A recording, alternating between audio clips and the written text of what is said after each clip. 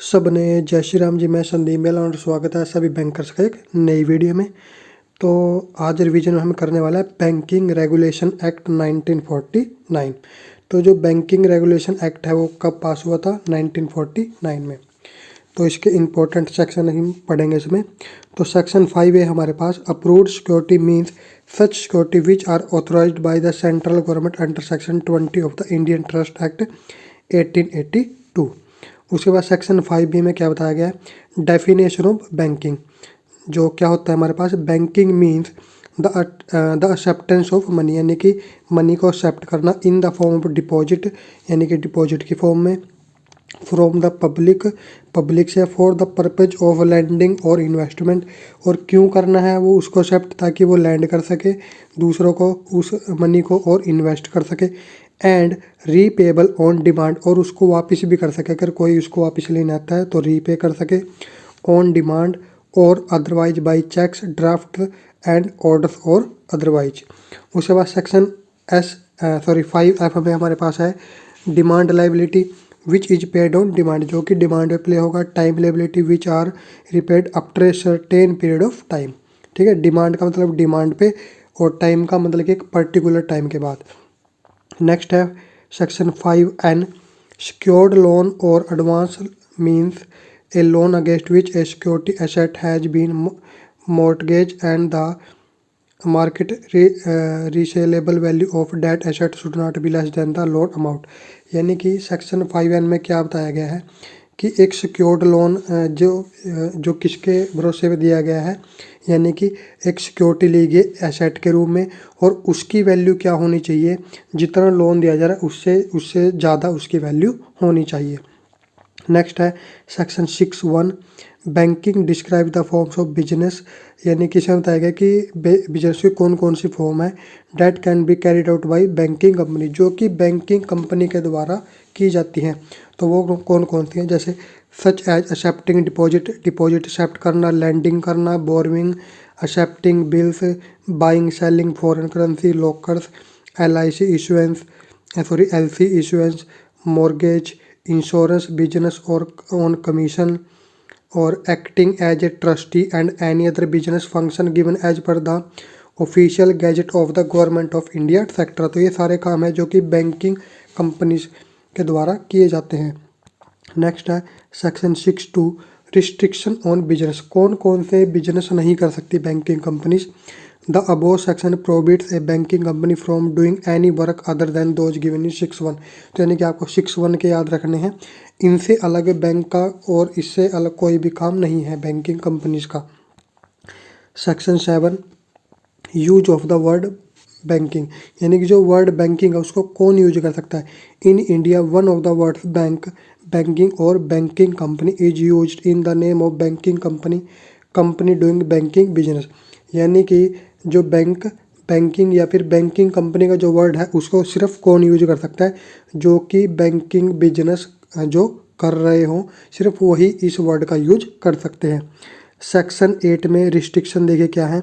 No banking company sell directly और indirectly deal in the buying और selling और bartering of goods except in connection with the realisation of security given to और held by it, और engage in any trade और buy sell और barter goods for other. यानी कि कोई भी जो कंपनियां डायरेक्टली या इनडायरेक्टली ये सारे काम नहीं कर सकती। Section 9, immovable property can not be held for more than 7 years except for own use which can be further extended by 5 years by RBI। यानी कि जो इमूवेबल प्रॉपर्टी है, जैसे कोई मान लो बैंक है, उसने कोई जो प्रॉपर्टी ली है ब्रांच खोलने के लिए, तो ऐसी कोई भी इमूवेबल प्रॉपर्टी है 7 साल से ज़्यादा उसको यूज नहीं कर सकते। और उसको जो वो भी तब कब कर सकते हैं, यानी कि जब वो खुद के लिए लिए गई हो, और उसको 5 साल के लिए आगे एक्सटेंड किया जा सकता है। सेक्शन 10, टेनर ऑफ मैनेजमेंट, तो इसमें क्या होगा? चेयरमैन डायरेक्टर 5 साल के लिए होता है, और इसको हम कितना एक्सटेंड कर सकते हैं? 5 साल और आगे एक्सटेंड कर सकते हैं। As per a government notification dated November 17, 2022, the term of the term for the appointment has been extended to 10 years. लेकिन जो 2022 में अमेंडमेंट हुई है उसमें 10 साल तक उसको एक्सटेंड किया जा सकता है। From the earlier 5 years subject to superannuation age of 60 years. उसके बाद सेक्शन 11 एंड 12 में हमें बताया गया है paid up capital. Foreign bank के लिए कितना होगा, 15 लाख मिनिमम और 20 lakh for business in Mumbai and Kolkata, और डोमेस्टिक बैंक के लिए 5 जो डोमेस्टिक बैंक के लिए होगा 5 लाख मिनिमम। उसके बाद ratio of authorised capital, subscribed capital and paid up capital के लिए कितनी होगी, 4:2:1। उसके बाद a shareholder cannot have a maximum of 10% voting rights irrespective of the size of the shareholders holding. Next है section 13 जो हमें बताता है कमीशन एंड ब्रोकेज के बारे में। तो ए बैंक कैन नॉट पे कमीशन, जो बैंक है वो कमीशन पे नहीं करता, ब्रोकेज और discount more than 25% of the paid up value of one of its share, 2.5% से ज़्यादा नहीं करता। सेक्शन 15 में हमें बताया गया है bank can not pay dividend before capitalized expense are written off. Section 17(1) हमें बताता है the bank shall before the declaration of any dividend, यानी कि किसी भी डिक्लेरेशन डिवाइडेंट की डिक्लेरेशन से पहले transfer an amount equal to 20%। तो एक अमाउंट ट्रांसफर करना होता है 20% of the profit of each year to reserve fund, और RBI has increase it from 20% to 25%, और इसको 20% से 25% अब कर दिया है 2001 से, 31/3/2001 से। Section 18 cash reserve, non schedule bank जो NSB है, non schedule bank will have to keep at least 3% of its demand and time liabilities in cash reserve और करंट अकाउंट विद RBI, यानी कि जो NSB है उनको कम से कम 3% रखना पड़ेगा RBI के पास। और उसके बाद section 19 allows the bank to form a subsidiary company, यानी कि सेक्शन 9 में क्या होता है कि बैंक एक सब्सिडरी कंपनी फॉर्म कर सकता है। Section 19(2) no bank shall hold shares in any company in excess of 30% of its paid up shares capital plus reserves और 30% of the paid up share capital plus the reserves of that company, यानी कि कोई भी bank है वो 30% से ज़्यादा उस जो नहीं रख सकता, 30% of paid up capital plus reserve और 30% of paid up capital share plus reserve of that company. उसके बाद सेक्शन 20 हमें बताता है bank loan can not be given by pledging one's own share, यानी कि शेयर के ऊपर लोन कभी भी नहीं दिया जा सकता, ये हमने कल परसों भी पढ़ा था। Section 21 RBI may issue direction to banks for laying down policy for advance, यानी कि जो बैंक है, जो RBI है वो जो दूसरे बैंक्स हैं उनको जो डायरेक्शंस देता है पॉलिसी बनाने के लिए, पॉलिसी किस तरीके से वो इम्प्लीमेंट करनी है। Section 21A interest charge by a bank after February 15, 1984 can not be made the subject of inquiry by the court on the ground that the interest charge is excessive, यानी कि section 21A में क्या बताया गया कि फरवरी 15, 1984 के बाद जो जो इंटरेस्ट चार्ज किया जाता है बैंक के द्वारा उसके ऊपर कोई भी इंक्वायरी नहीं हो सकती कोर्ट के अंदर। Section 22 licence from RBI is necessary for banking business in India, यानी कि सेक्शन 22 में बताया गया कि कोई भी जो बैंकिंग का जो काम करती है, कोई भी बैंकिंग कंपनी है उसके लिए लाइसेंस लेना जरूरी है RBI से।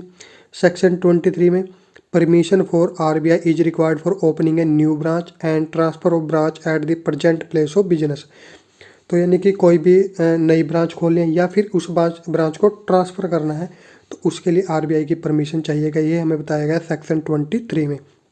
Section 24 every bank has to keep some % of its net demand and time liability in the form of cash, यानी कि हर एक बैंक को कुछ जो % रखना होगा जो नेट डिमांड है और टाइम लायबिलिटी दोनों का कैश के रूप में। Gold and unencumbered on which no charges recorded security which is maximum 40%, जो मैक्सिमम 40% तक हो सकता है, on the last Friday of the second fortnight of every month. उसके बाद section 26 unclaim deposit of 10 years and above have to be send to RBI within 30 days from the end of every calendar year.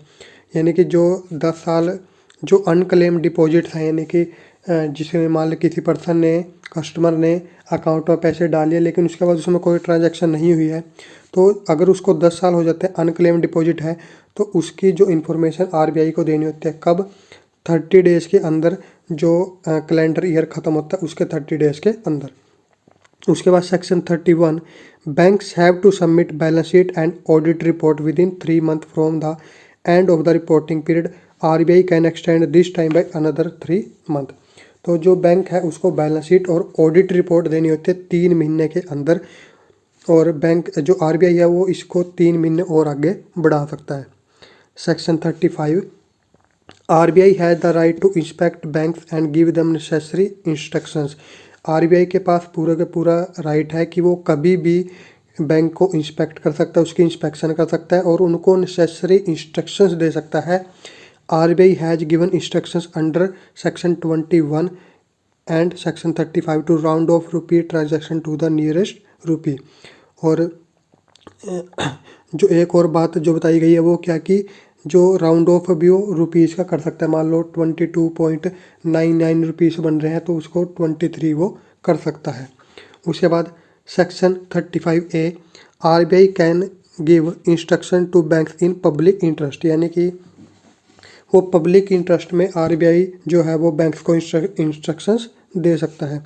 Section 35A on the order of the Government of India the RBI can direct a banking company to proceed with the bankruptcy resolution process under the insolvency and bankruptcy code 2016।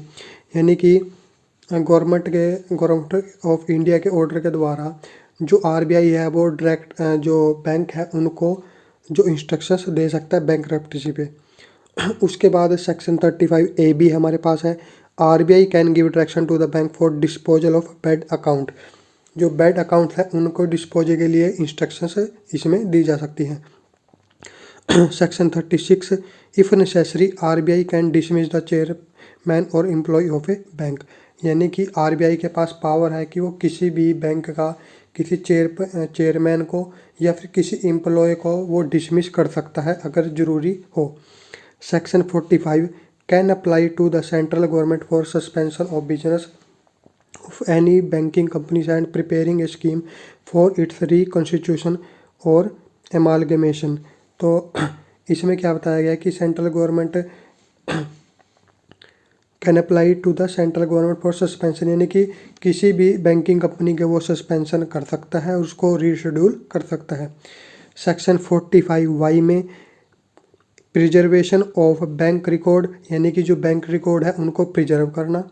The central government in consultation with the RBI is empowered to make rules with respect to the preservation of record account and other document. यानी कि RBI को power दी गई है कि वो जो bank के records हैं उनको प्रिजर्व करे और भी जो डॉक्यूमेंट है उनको प्रिजर्व करे।